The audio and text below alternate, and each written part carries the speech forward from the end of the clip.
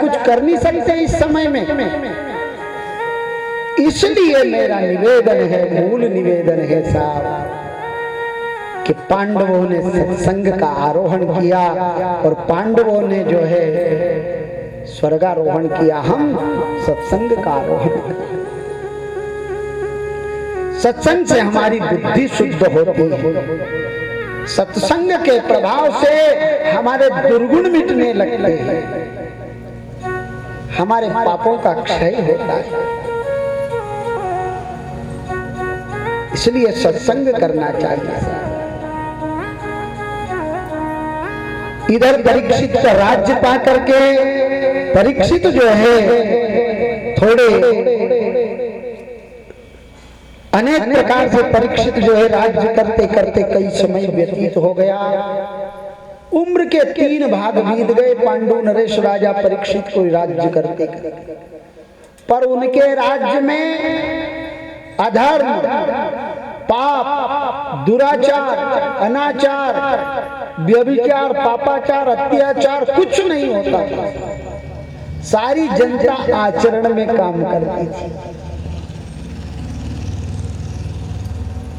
यही घर में मानो, यही अपने शरीर में मानो। हमारा मन ठीक होना, हमारी बुद्धि ठीक हो तो ये शरीर भी ठीक आचरण करेगा साहब। बुद्धि भीतर से खराब हुई तब क्रिया बाहर खराब होगी, ये बात पक्की है। जब तक आपका मन खराब नहीं हो तब तक आपके कार्य खराब होंगे ही नहीं, क्योंकि ये इंद्रियां मन का अनुसरण करती है ना। तो पहले मन कहता है कि तू ऐसा कर, या कोई नहीं है ये सामान उठा ले। भीतर पहले बोलती है आत्मा, जब जाकर क्रिया बाहर होती तू उसको जोर से मार दे, ये पहले भीतर बोला गया है। तो आप इसका बहुत ऊंचा अर्थ समझे। पाप करने के लिए पापी को क्या करना पड़ता है? कोई भी पापी पाप करे तो उसको क्या करना पड़ता है? पहले पाप को कलेजा में घुसेड़ना पड़ता है साहब। मैं उसको ऐसे मारूंगा, फिर वहां ऐसे करूंगा, मैं फिर ऐसा करूंगा। ये पहले भीतर, यानी हमको अपने हृदय में भीतर पाप घुसेड़ना पड़ता है, जब जाकर फिर क्रियाएं होती है पाप की, हृदयगत पाप। इसलिए उसको हम किसी का नुकसान या किसी का बुरा तो बाद में करेंगे, लेकिन उस पापी ने पहले अपना ही बुरा कर लिया है। हमने अपना साम्राज्य बिगाड़ लिया कि नहीं बिगाड़ लिया? हम भी राजा थे, अच्छे थे, बढ़िया थे, सुंदर थे। हमने अपने हृदय में पाप अंदर प्रवेश करा करके दूसरे को दुख देना, कष्ट देना, पाप करना, मुझे अन्याय कर, उसके पहले पापी बनना पड़ता है साहब। पुण्यात्मा बनकर किसी के साथ पाप हो गई नहीं साहब, ये भी बात। तो हम पहले क्या करते हैं? अपना साम्राज्य खराब कर लेते हैं। दूसरे के साथ गलत करने के लिए पहले स्वयं को गलत बनना पड़ता है। तो ये अपना साम्राज्य खराब हो गया। ऐसे ही राष्ट्र में अगर राजा खराब हुआ तो प्रजा भी धीरे धीरे खराब होने लगती है। और राजा धार्मिक है, प्रजा का शोषण नहीं पोषण करने वाला हो तो पूरी प्रजा भी सबका पालन करती है साहब। और अगर प्रजा राजा पापी हो तो वो जनता को जो है शोषण करता है, उसका जो है गाड़े कमाई उसको जो है शोषण करके, और राजा केवल एक अपना पेट भरता। यद्यपि उस राजा के माथे समस्त जनता के पाप चढ़ जाते, क्योंकि धन के प्रभाव से पाप जाते। तो ये पांडु नरेश राजा जो है परम धार्मिक, और ये परम धार्मिक है, इसलिए जनता पूरी धार्मिक है। अनाचार उस राष्ट्र में नहीं होता, किसी का अपमान नहीं होता, किसी का वहां जो है किसी को अनायास दंड नहीं होता, किसी के साथ अन्याय नहीं होता, कोई असत मार्ग पर नहीं चलता, व्यभिचार नहीं होता, दुराचार नहीं होता।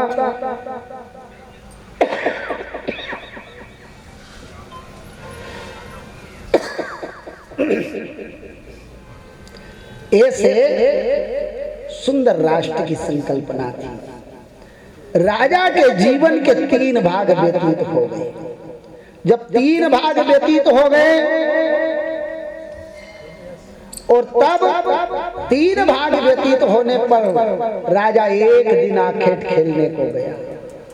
अब बुद्धि में क्या आ गया? आखेट खेलना, जीवों को मारना, हिंसा आ गई। अपने मनोरंजन के लिए, अपने सुख के लिए दूसरे जीव को मारना। और राजा परीक्षित ने आखेट खेला। अब राजा हिंसा करता है ना, तो विचार करना सा बुद्धि खराब होना ही।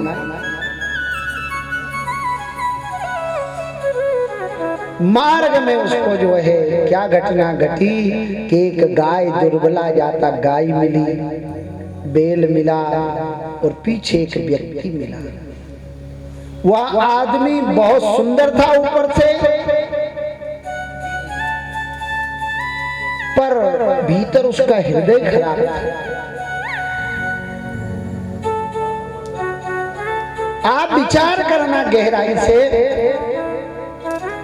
राजा ने खड्ग निकाला, नटवट कर्मणा दिया। तू नाटकी कौन है जो गाय को मार रहा है और बेल को मार रहा है? बेल मतलब धर्म। तू धर्म को धक्का दे रहा है, ऐसा कौन व्यक्ति है? उसने कहा कि महाराज मैं कलयुग हूं, चरण में गिर गया। तो उन्होंने कहा क्यों रे, दिखाई तो तू शुभ्र राजा जैसा दिखाई देता है बाहर से, और भीतर तेरा इतना भयंकर पाप के तू गाय बेल को मार रहा है। गाय मतलब पृथ्वी, पृथ्वी के बाद ऊपर बेल का मतलब है धर्म, और धर्म को तू पाप में धकेल रहा है। इनको जो है दंड दे रहा है, और मेरे राज्य में गाय बेल अपराध इनका करना साधु महात्मा का ये बहुत बड़ा भारी अपराध है। राजा की वो शरण आ गई। आप विचार करना, कलिकाल के राजा का जो स्वरूप है ना, कलयुग में राजा कैसे होंगे? बाहर से तो ऐसे सुंदर दिखाई देंगे साहब, पर भीतर प्रजा का शोषण करेंगे, प्रजा को दुख देंगे, प्रजा दुखी होगी, उसके पाप से राजा फिर कष्ट भोगेंगे। ऐसे जो है कलयुग के राजा 5000 वर्ष पहले ही हमारे भगवान वेद व्यास जी कह रहे हैं कि ऐसे राजा। तब जो है उन्होंने कहा कि मैं तेरे को 4 स्थान प्रदान करता हूं, छल में, द्यूत में, स्त्री संग में, हिंसा में, मद्यपान में। मद्यपान 2 मद मतलब 2 मद, अहंकार भूत मद, और एक जो है वस्तु को पीने से प्राप्त हुआ मद। इन दोनों में कलिकाल का निवास है। और कलयुग के आने से फिर उस घर की शांति चली जाती है, उस राष्ट्र की शांति विदा हो जाती है। स्त्री संग चतुर्विधा, धूत स्त्री पाना। तब कलयुग बोला कि महाराज ना तो आपके भय से लोग अनाचार करते हैं, न आपके डर से महाराज कोई भी व्यक्ति द्यूत क्रीड़ा करता है, यानी जुआ सट्टा,